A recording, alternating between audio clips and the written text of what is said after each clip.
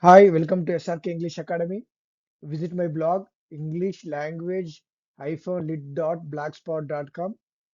The Five Boons of Life, written by Mark Twain.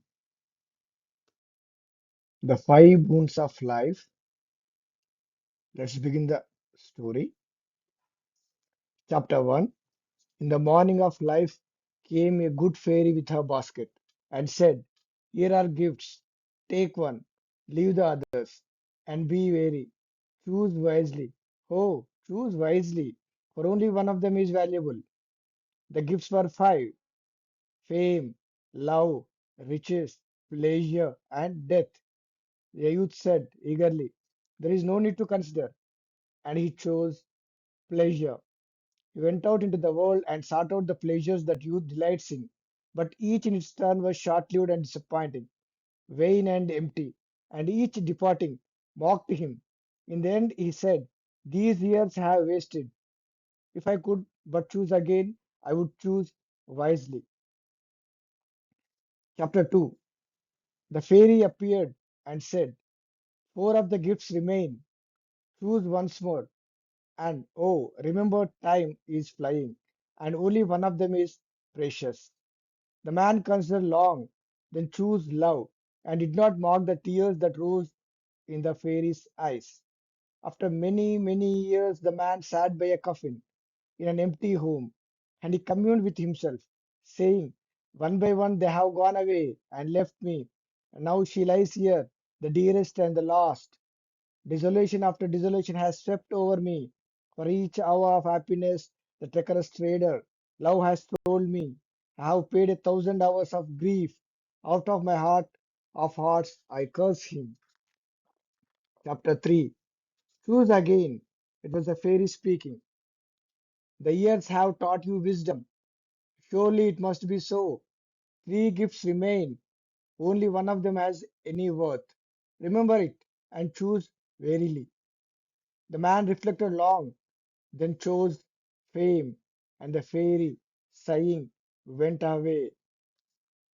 Years went by, and she came again and stood behind the man, where he sat solitary in the fading day, thinking.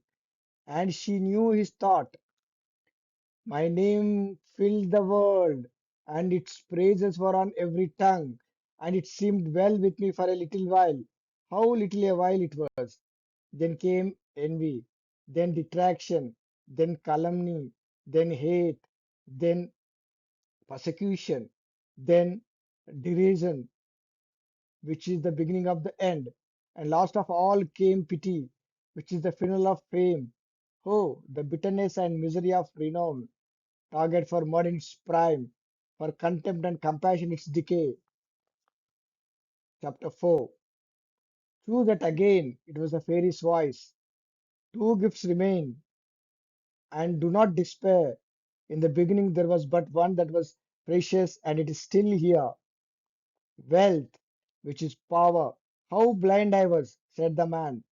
Now at last life will be worth living. I will spend, squander, dazzle. These mockers and dispersers will crawl in the dirt before me, and I will feed my hungry heart with their envy. I will have all luxuries, all joys, all enchantments of the spirit, all contempt, contentments of the body that man holds dear. I will buy deference, respect, esteem, worship, every pinchbeck grace of life the market of trivial world can furnish forth.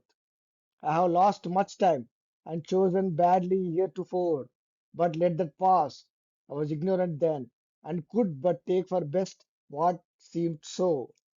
3 short years went by, and a day came when the man sat shivering in a mean garret, and he was gaunt and wan and hollow-eyed, and clothed in rags, and he was gnawing a dry crust and mumbling,